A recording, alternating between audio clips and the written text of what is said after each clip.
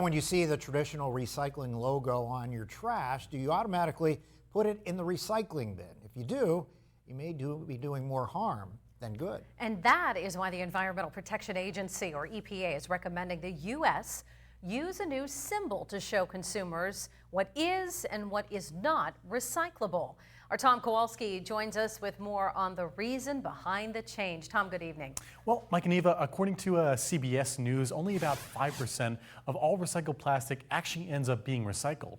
The EPA feels this is due to confusion on the consumer's end, with many people not knowing which waste to put in which bin. Here's how experts say you can help.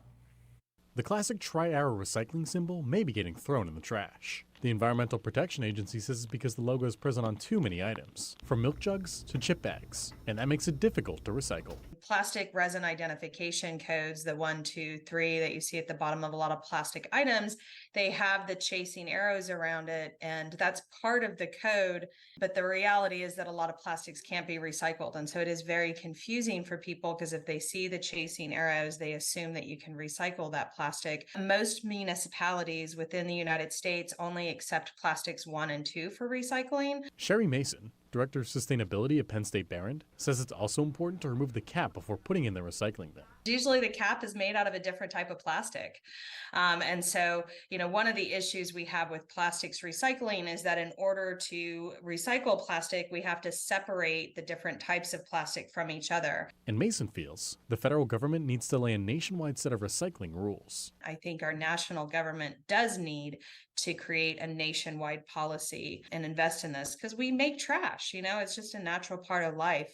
But because instead of having one kind of regulation around everybody, we have 20,000 of them nationwide. I can literally be on a street and my neighbor across the street is in Mill Creek and I'm in the city of Erie and we have different rules.